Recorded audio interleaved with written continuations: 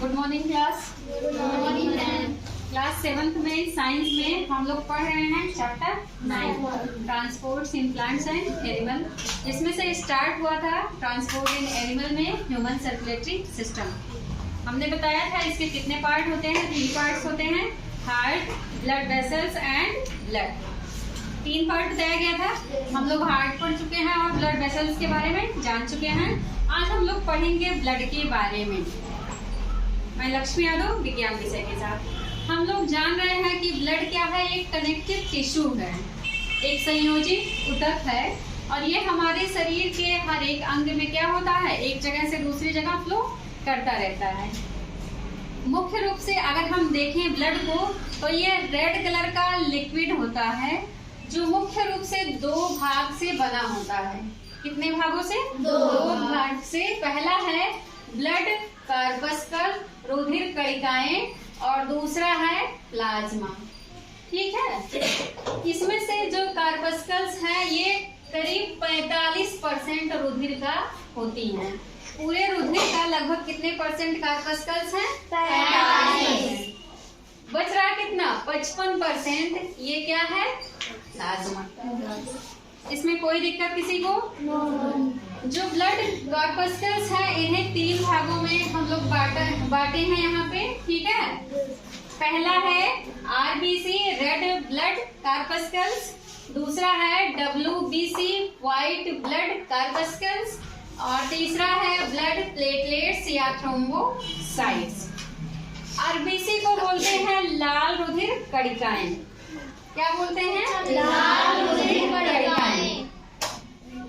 इनका अगर शेप हम देखें कि कैसी दिखेंगी ये, तो सर्कुलर होंगी। ठीक है, एक प्लेट देखते हो ना, तस्तरी, उसके जैसी दिखेंगी। इनके अलावा ये उभयावतल होती हैं, बाई कॉनकेव डिस्क के जैसी। एक चीज मैं आपको बताई थी लेंस में, उत्तल लेंस और अवतल लेंस। आपको मैं बताई थी एक होता है कॉन्वेक्स लेंस और एक होता है कॉनकेव लेंस। केव को मैंने ट्रिक से बताया था कि CON दोनों में कॉमन है, कॉमन ना, CAVE बच रहा है। यहाँ 4 लेटर है, यहाँ 3 लेटर, तो जिसमें लेटर ज्यादा है उसके किनारे चौड़े और बीच में पतला। ऐसे ही बताई थी ना। ये कौन सा लेंस है? कॉनकेव। और कॉन्वेक्स में बताई थी इनमें 3 लेटर है, इसकी तुलना में कम है, तो इसके किनारे पतले और बीच में चौड़ा, ऐसा बताई थी। तो ये किस लेंस की तरह दिखता है? कॉनकेव। और सिर्फ कॉनकेव नहीं, बाई कॉनकेव। किसकी तरह? By concave. समझ गए आप लोग? ठीक है। हाँ, एक और चीज, इनमें क्या होता है, न्यूक्लियस एब्सेंट होता है। ये कोशिकाएं हैं ना, या कणिकाएं हैं, तो इसमें आरबीसी में न्यूक्लियस एब्सेंट। न्यूक्लियस, ह्यूमन का आरबीसी जो है उसमें न्यूक्लियस नहीं पाया जाता है। ठीक है, अगला है हीमोग्लोबिन। इसमें पाया जाता है, क्या पाया जाता है? हीमोग्लोबिन। हीमोग्लोबिन क्या है? एक प्रोटीन है जो हीम और ग्लोबिन से मिलकर बना होता है। ठीक है, और हीमोग्लोबिन आयरन के कारण बनता है। ये कौन सा पिगमेंट इसमें है हीमोग्लोबिन में? आयरन। और यही क्या करता है? रुधिर को रेड कलर प्रोवाइड करता है। अगला है कि इसका जीवन काल, एक आरबीसी जो है, आरबीसी का जीवन काल 100 से 120 दिन का होता है। कितने दिन तक ये जीवित रहती हैं? 100 से 120 दिन। प्रश्न ये हो सकता है आपका कि 120 दिन के बाद क्या करती हैं? ये ऑटोमेटिकली हमारी बॉडी के स्प्लीन में जाती हैं और वहाँ ये डाई कर जाती हैं। इनका जीवन काल क्या होता है? खत्म होता है।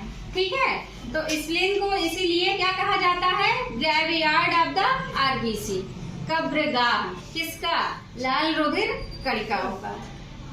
ये बनती कहाँ है? हमारे शरीर में जो हम लोग हैं, बड़े लोग हैं, उनमें कहाँ बनता है? ये बोन मैरो में, अस्थि मज्जा में, हड्डियों के बीच में जो लिक्विड होता है अस्थि मज्जा, उसमें बनती हैं। इसके अलावा जब बच्चा माँ के गर्भ में पल रहा होता है, फीटस स्टेज में होता है, तो ये लीवर में भी बनती है और स्प्लीन में भी बनती हैं।